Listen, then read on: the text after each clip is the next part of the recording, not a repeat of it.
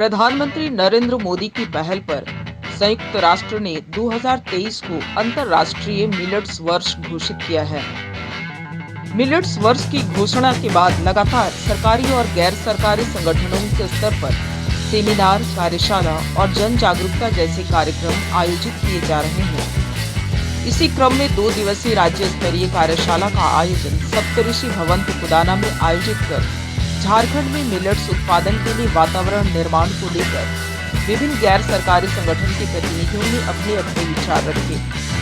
साथ ही कार्यशाला में मिलेट्स के उत्पादन के लिए वातावरण निर्माण को बढ़ावा देने वाले किसान और फार्मर्स प्रोड्यूसर्स कंपनी के सहयोगी भी उपस्थित थे।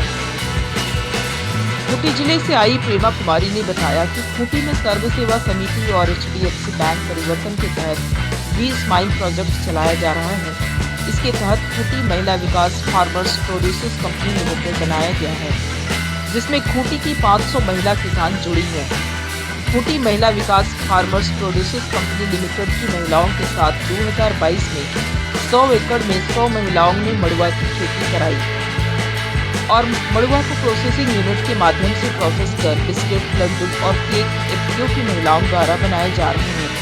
प्रोसेसिंग यूनिट के माध्यम से मड़ुआ मिलेट्स का मूल्य संवर्धन कर उत्पादों को बाजार में उतारा गया है। इससे महिलाओं की आर्थिक स्थिति भी मजबूत बन रही है। समिति संस्था और HDFC बैंक परिवर्तन के माध्यम से एक परियोजना हम लोग का चल रहा है, जिसका नाम है वी स्माइल परियोजना के अंतर्गत खूंटी जिला में हम लोग का एक कंपनी बना है, जिसका नाम है खूंटी महिला विकास farmers producer company limited.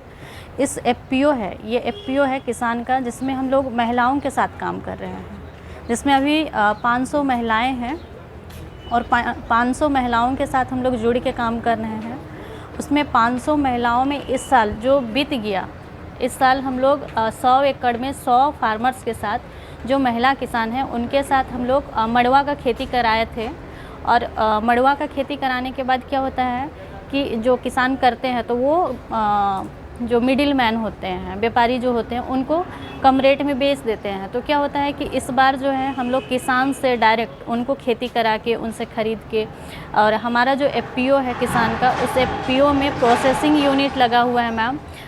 Mini rice mill का, आटा चक्की का, सीड ग्रेडर मशीन लगा है, इनपुट शॉप, सारा चीज़ वहाँ पे है। तो यहाँ पे हम लोग मड़ुआ का प्रोसेसिंग करते हैं। प्रोसेसिंग करने के बाद मड़ुआ का आटा का हम लोग लड्डू, बिस्किट, केक सारा चीज़ बना रहे हैं और इसको बाज़ार तक पहुँचा रहे हैं। इससे महिलाओं का आर्थिक स्थिति में सुधार हो रहा है। क्या नाम हुआ? मेरा नाम हुआ प्रेमा कुमारी मैम। इधर भोंडा रातू से आए किसान दिलदार हुसैन ने 100 से ज्यादा तरह की देशी धान समेत विभिन्न अनाजों की प्रदर्शनी लगाई।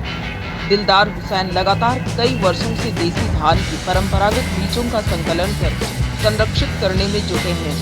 उनका मानना है कि देसी धान की अलग अलग किस्में वर्तमान समय में लुप्त प्राय होने लगी हैं।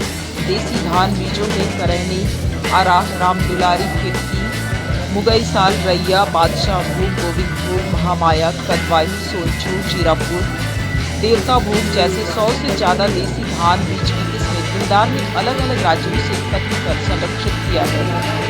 दिलदार ने बताया कि कलमदानी, बच्चा कलमदानी और दानी गोड़ा देशी धान की स्वादिष्ट और विटामिन युक्त चावल है।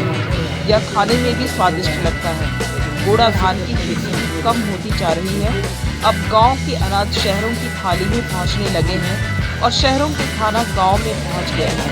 इससे ग्रामीण स्वास्थ्य पर प्रतिकूल प्रभाव पड़ने लगा है। हाइब्रिड धान और हाइब्रिड बीजों से परंपरागत बीजों को क्षति पहुंची है। देशी धान और मोटे अनाजों के उत्पादन से ही ग्रामीण जनजीवन बेहतर बनाया जा सकता है। मिलेट बीज में देखिए ज़्यादातर तो देसी बीज पर हमको ज़्यादा ध्यान लगता है और सोच यही रहता है कि इसको कैसे बचाया जाए। ये एक बहुत बड़ी समस्या होती जा रही है।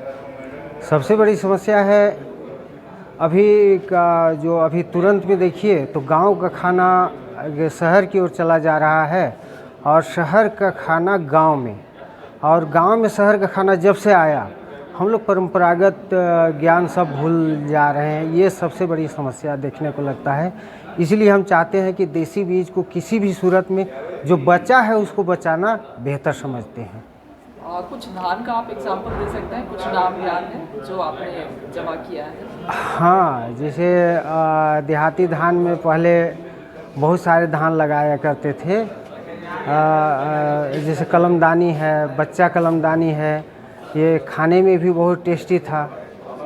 और जैसे दानी गोड़ा हुआ, तो इस तरह से बहुत सारे धान थे जो सीजन के आधार से होता था।